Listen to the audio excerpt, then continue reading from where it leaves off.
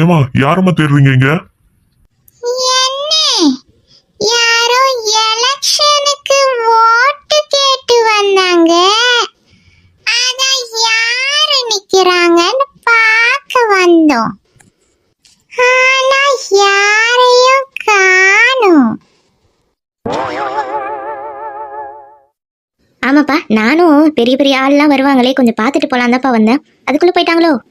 ஏமா எங்கெல்லாம் பார்த்தா ஒரு ஆள் மாதிரி உங்களுக்கு தெரியலையாமா?